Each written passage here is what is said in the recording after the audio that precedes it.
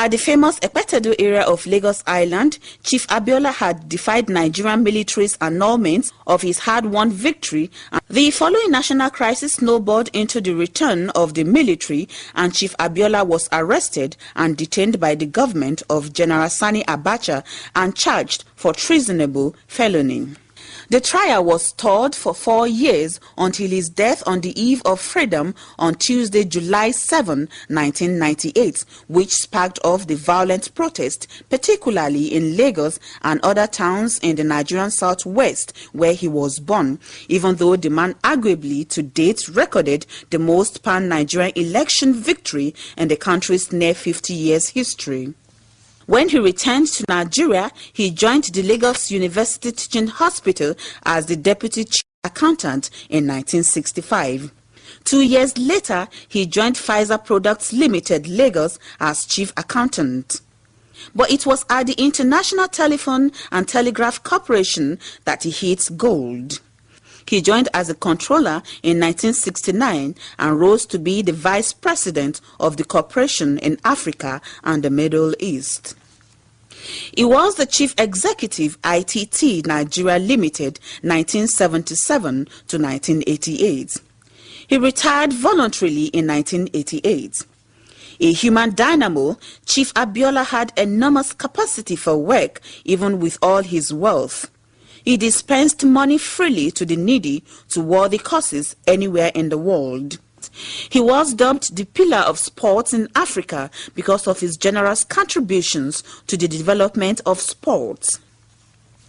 Throughout his adult life, he was committed to the upliftment of the black man. He left his mark in every venture he dabbled. His foray into Nigerian journalism changed the face of Nigerian media. He brought substantial panachy to newspaper publishing as the publisher of the Concord Group of newspapers in the 1980s. He was also of the strong opinion that the colonialists and slave dealers who plundered the continent should pay reparation, a crusade he could not finish before his death. Official records have it that Chief Abiola was honored with more than 100 titles across countries and continents, of which include the Basharu of Ibadan and the Are Ona Kakanfo of Yoruba land. Chief Abiola was married to many wives, including Alaja Kudirat, who was herself assassinated on Tuesday, June 4, 1996, by guns of the then military regime, trying to silence the definite clamor for the actualization of the June 12 election. In 5 years' time, no Nigerian child will go to bed hungry by the grace of God.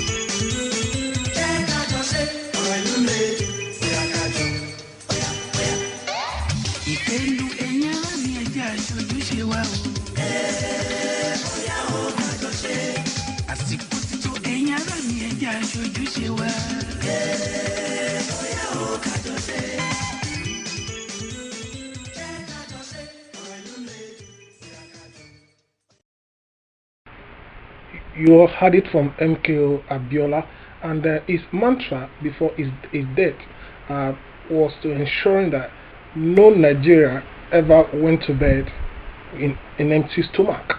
It was to ensuring that there was food everywhere, that every Nigerian had access to food, access to basic social amenities. The question is, how many Nigerians today have access to 3 square meals a day? How many homes in Nigeria today go to bed in an empty stomach? How many children today have access to school?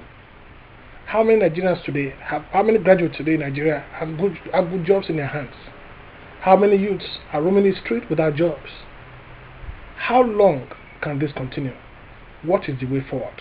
I want to tell you at this point in time that MKO Abiola, immediately after the 1993 election was cancelled by the military head of state, then he ensured that there was an album himself and Ebenezer Obey, Chief Ebenezer Obey, his long-time old friend, played live. It was a live performance at Country Club Lagos Country Club. It was an interesting album. I wanted to listen to it, and between MKO Abiola and Chief Ebenezer Obey Fabi. Enjoy it.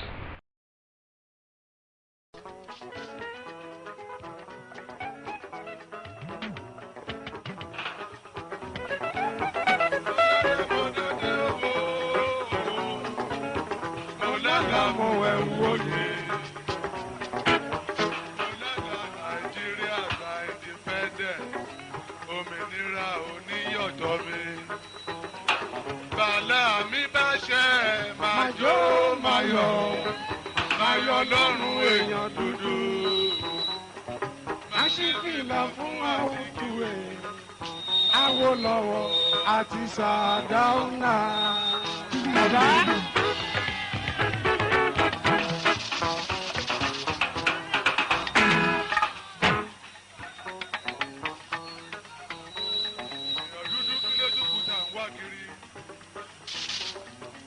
Kò sí ohun tó wà nílé ọjọ́ tí ó sì ní oṣù ìhun òyìnbó ń jẹ lèèyàn dúdú ń jẹ láyé ìsìn rẹ́kọ̀dù jó fàbúrò ó dára kó tó tán kórè ṣọ́ọ̀bù kó lọ́ra ó ń dún ó ń dún ó ń dún ó ń dún ó ń dún kì í abẹ́rẹ́ orin aládùn ló kọ séjì gbọ́ ènìyàn rẹ́kọ̀dù jó fàbúrò ó dára kó tó tán kórè ṣọ́ọ̀bù kó lọ́ra olúkú ìwà sí ṣiṣẹ́ ṣe torí ọ̀la jòyè gbé túbọ̀ múra síṣẹ́ kó má ṣe ṣọ̀lẹ kò síbi tá a wà tá ò rí fún ọ̀run.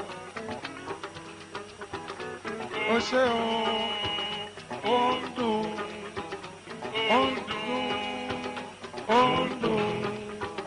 kì í abẹ́rẹ́ orin aládùn ló kọ séjì gbọ́ ènìyàn rẹ́kọ̀dù jó fàbúrò ó dára kó tó tọkùnrin ṣọ́ọ̀bù ó lọ́ra.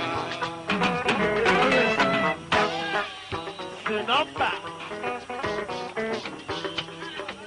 Ìyọ́lá lọ́kọ̀ sísí ẹ̀ sísí aláṣọ láṣọ sísí aláṣọ láṣọ òdẹ́rán mẹ́ja òun wá lẹ́rọ òun ló ṣọ̀gá báwọn tó kù lọ́jà bàbá sísí òun ló ṣọ̀gá báwọn tó kù lọ́jà. Abíọ́lá lọ fọkàn balẹ̀ ẹlẹ́dàrẹ́ lówó súra fún ẹ bèbí sísí o ẹlẹ́dàrẹ́ lówó súra fún ẹ.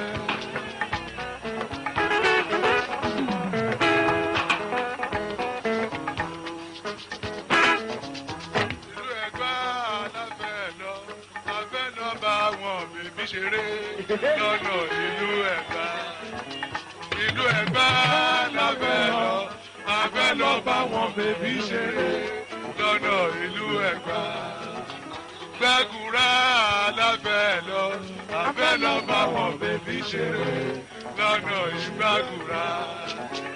Gbẹ́gùrá abẹ́ lọ bá wọn bèbí ṣeré lọ́nà ìlú Ẹ̀gbá. Sílífà bẹ̀ lọ́nà Mùṣín. Sílífà bẹ̀ lọ́nà Mùṣín. Sílífà ọmọ màmá òní tìrẹ́bọ̀. Sílífà màṣẹ́wélé nílé màmá rẹ̀. Sílífà màṣẹ́wélé lọ́mọ lọ. Lèsì má bọ́mọ̀ máa ṣẹ́wélé lọ́nà lọ́nà máa múrèlé. Àṣẹwélé lọ́mọ náà, lèsì máa gbọ́mọ̀ máa ṣẹwélé lọ́nà máa múrèlé.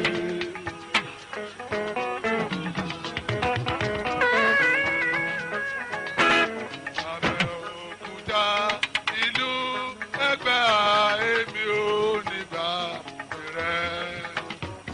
Mo gbé ọ̀lẹ́kẹ̀ ọkọ mi ìlú òmìnira. Èmi ò bàbá òkúta ṣògo.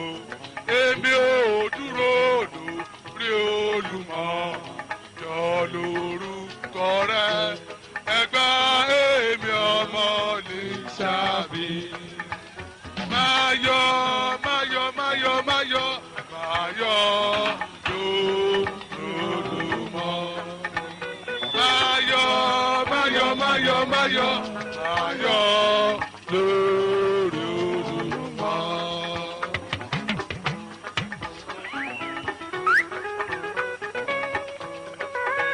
Àlá tí mo là ń jọ sí mo dádé wò ó.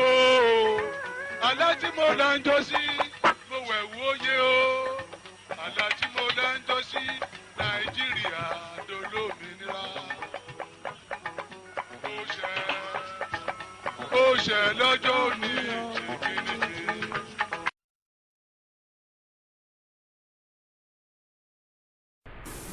Welcome to Nigeria Standard African Radio. We entertain, we inform, we educate Africans and Africans in diaspora, Black Americans and members of the international community. We bring you news just as it is, without fear or favor. Welcome. I'll just have to take a breath there. Because if you look back to Nigeria till now, do we say as people we are actually free? Are Nigerians free? Are they living well? Are they happy? How are we going to appraise the present democratic structure in Nigeria, comparable to MKO Abiola's promise in 1993 aborted presidential election? If MKO were to be Nigeria's president till now, will he have done better? Question posers. I want us to have a pencil, look over it and think about it. You can be part of this program. You can advertise on this program by sending your mails request to niger222@gmail.com or niger.radio@gmail.com. We are here to serve you. You can also visit our online newspaper in the United States here at www.nigeriastandardnewspaper.com. We want to say goodbye here and want to say a condolence to Fatah Rolling Dollar, an 87-year-old Nigerian musician who we saw a couple of weeks ago in the United States here. He came to Texas here. We were together in Houston. We had a nice time. Enjoy his music. Goodbye. Bye-bye.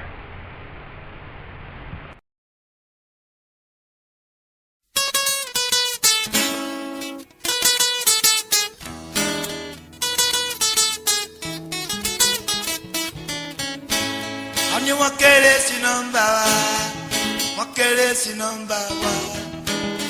sí nọ́mbà wa, àwọn ọmọdé wọ̀nyí kéré sí nọ́mbà wa. Wọ́n kéré sí nọ́mbà wa, wọ́n kéré sí nọ́mbà wa, wọ́n kéré sí nọ́mbà wa, àwọn ọmọdé wọ̀nyí